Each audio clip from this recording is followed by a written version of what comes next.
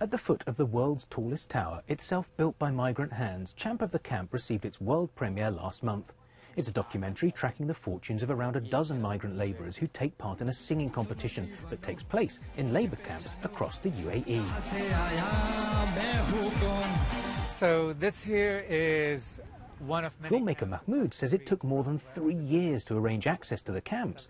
But how did his team manage to get in with permission where many others have not? We were always keen since the beginning to tell a story strictly in the voice of the labourer, not to slap a voiceover on top of it or guide the story with a certain agenda.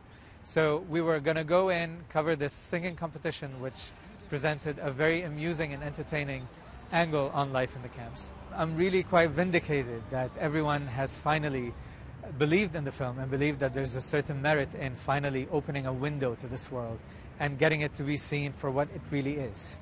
I think from that there's going to stem some improvements to the camps. I really hope that people watching the film are going to lobby for some changes, but at the same time I really hope that certain myths around the camps are going to be debunked once and for all.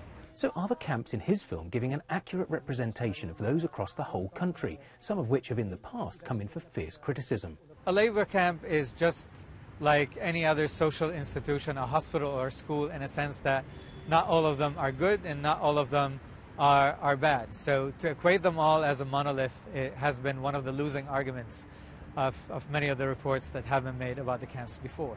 Naturally, a singing competition designed to entertain the labour community, one would imagine, takes place in nicer camps. I'm sure there are labour camps out there that could benefit from a bit of improvement. Now, when you're living in a city like Dubai, it's quite easy to forget about the lot of the people who are building the city and keeping it ticking over.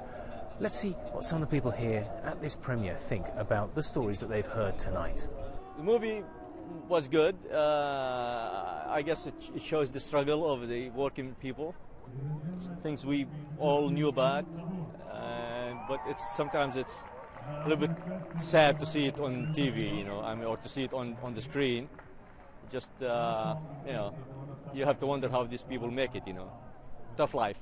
Their condition is very hard, and what we can do is just to try to make people more sensitive about it. I really think that once you see things like that, you kind of rethink your life, and I just think I'll never be sad again. I mean, of course I will be, but it's really useful to see some other life and to see the values, how people, they have real problems, and then all other problems, they just seem so little compared to that.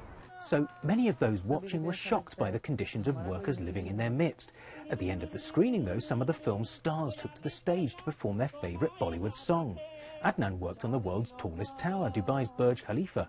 He's now left the city and built a house back home with the money he made here. So how does he feel now about the time he spent working in the UAE? Dubai is very good, very, very good, because the last 9 or 10 years coming before here, I'm not the very big person. I'm just small money taking in Pakistan salary. Telling the story of Gulf labourers is complicated because whilst life for many can be very tough, the region often offers better work opportunities than they would get back home. Champ of the Camp is set to hit cinemas across the UAE this month. Its wide release will go some way in giving voice to the hundreds of thousands of otherwise faceless workers who've made cities like Dubai what they are today.